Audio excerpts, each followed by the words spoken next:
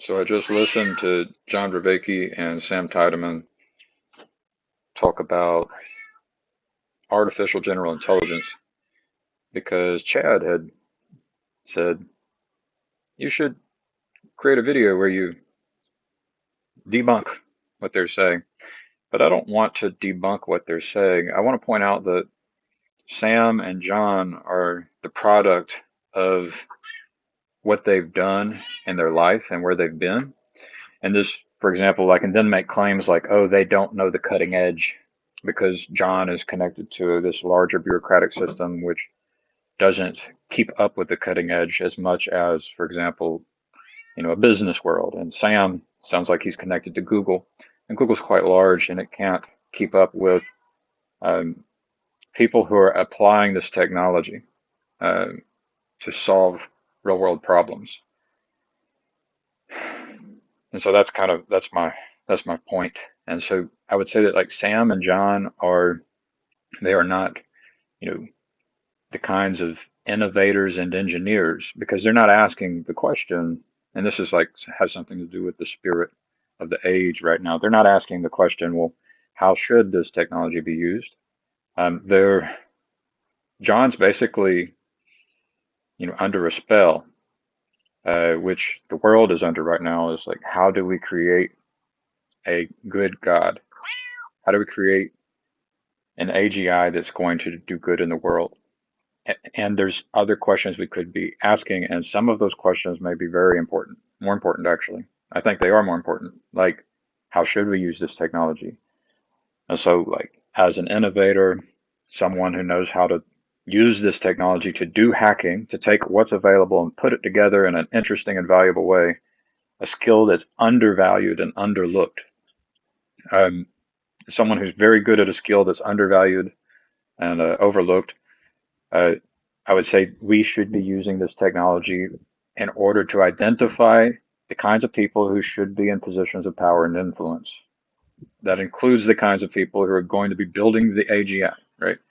Uh, and so what you can do is you can begin to ask people about their agenda, and you can check in with them about their agenda while recording everything that's happening. Um, Pupil dilation, body temperature, sweat production, uh, brain waves. Uh, you can do all these kinds of things. Whoa. You can do all these kinds of things um, in order to find people, right, who are the most moral people, the people who have the best morality. And so instead of trying to create an artificial intelligence that is moral, we should attempt to use the specialized artificial intelligence to help us identify people who are moral. And that way we can protect positions of power and influence from those who corrupt our system. So if you look at the emergency room situation, you know that if there is someone in there who is secretly murdering people and harvesting their organs for profit, that would not be good. If there's someone in there who likes to get drunk and operate and do surgery, that would not be good. So there are these kinds of specialized ways in which we use the artificial intelligence in order to protect positions of power and influence from those who would corrupt the system. We can use that everywhere, um, everywhere, absolutely everywhere, and it will transform the world. And I see it just because of my background. I'm not someone who went into the higher education. I'm not someone who went into data science or went into science. I'm someone who has been an innovator, an engineer, and a hacker uh, since I was 6 years old, right? I'm 39 years old now. So that's my take. And my hope would be that in their next conversation, or maybe in a conversation, they would begin to ask this question is, we have the tech. It is powerful. It's discovering things about our world that it's revealing things about our world. What do we want to use it for? How do we want to use this technology to make it a better place, make this world a better place? And this is where you need people like myself who have vision, um, who will be wrong many times, um, and we need to figure out how to make use of this technology for the benefit of people, right?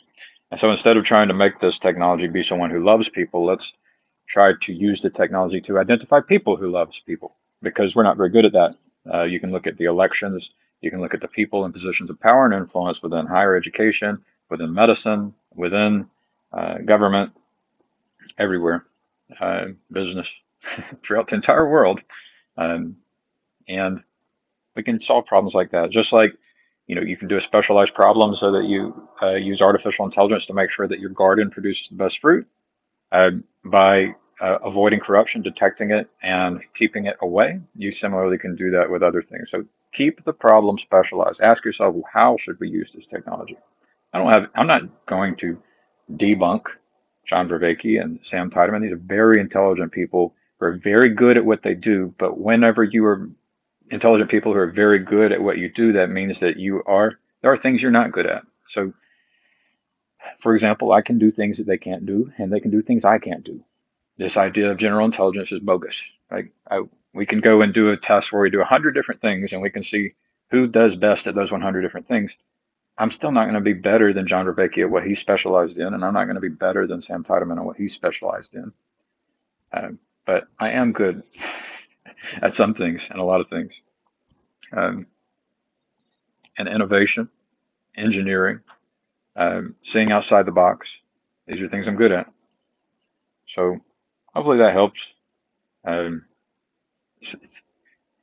really, why are we paying attention? Why are we paying attention? Why are we having that conversation? I'm saying this conversation's, there's a more important conversation to have. There are better questions to ask. Um, so if the question is, how do we create moral artificial general intelligence?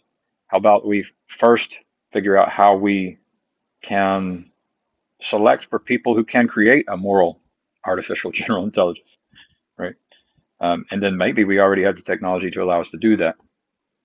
And what's interesting is both of these guys have the kind of knowledge where we could solve that problem. We could begin using the technology in order to be able to understand when people are lying to us whenever they try to tell you their agenda, and when they try to tell you whether or not their behaviors have, in retrospect, have been mapping onto the agenda that they claimed, and has their agenda changed. That'd be pretty good. All right. Thanks. Bye bye.